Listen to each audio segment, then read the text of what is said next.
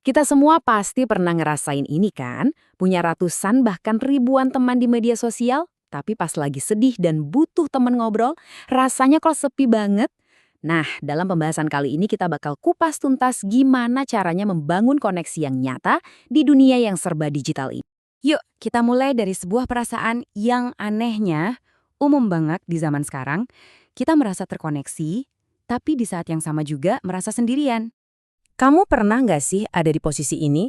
Notifikasi di HP bunyi terus, daftar teman panjang banget, tapi begitu kamu lagi butuh seseorang buat diajak bicara, yang terasa cuma hening.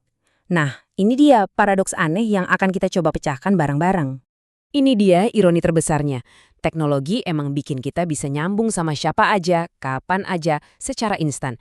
Tapi entah kenapa, koneksi emosional yang tulus, rasa di mana kita benar-benar dimengerti, itu justru terasa makin langka. Dan percaya deh, ini bukan cuma perasaan kamu doang, ini fenomena yang dialami generasi kita.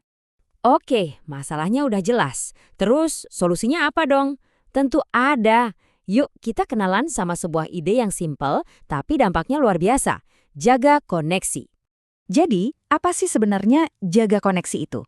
Gini deh, anggap aja ini sebagai sebuah skill, sebuah keahlian.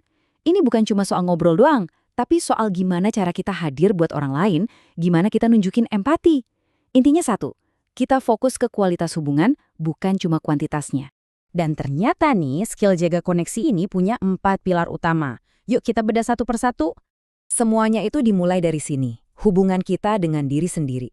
Seberapa sering sih kita beneran check-in sama perasaan kita, nanya ke diri sendiri, gue lagi ngerasain apa ya?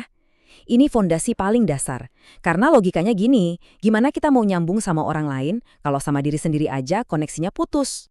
Yang kedua, ini yang paling kelihatan, yaitu koneksi dengan orang lain. Ini tentang hubungan kita sama teman, keluarga, guru, ya siapapun di sekitar kita. Hubungan ini dibangun di atas dua hal penting, empati dan rasa saling menghargai. Lanjut, ada koneksi komunitas. Ini tuh perasaan luar biasa pas kita merasa jadi bagian dari sesuatu yang lebih besar, entah itu di tim basket, ekskul di sekolah, atau bahkan komunitas hobi online. Perasaan kita ini, wah, itu ngasih rasa memiliki yang gak ternilai harganya. Dan terakhir tentu aja koneksi digital. Kita semua kan hidup di dunia ini. Kuncinya simpel banget. Apakah kita pakai media sosial buat memperkuat hubungan yang udah ada, atau malah buat menggantikannya? Koneksi digital yang sehat itu adalah saat teknologi jadi jembatan, bukan jadi tembok. Oke, teorinya udah dapet. Sekarang, bagian yang paling seru nih. Gimana caranya? Yuk kita lihat beberapa langkah praktis yang bisa langsung kita coba mulai hari ini juga. Ini dia, beberapa life hack simple tapi ampuh. Coba deh, pas teman kamu cerita, dengerin baik-baik, jangan dipotong. Taruh HP kamu pas lagi ngobrol bareng. Tunjukin kalau mereka itu penting. Coba deh tulis jurnal buat kenal sama perasaanmu sendiri. Ikut satu kegiatan baru, dan pakai media sosial buat kasih semangat ke orang lain, bukan cuma buat scrolling tanpa henti. Kelihatannya kecil, tapi dampaknya luar biasa. Mungkin kamu sekarang mikir, ribet amat sih? Emang sepenting itu ya? Jawabannya penting banget. Sini deh kita lihat alasannya.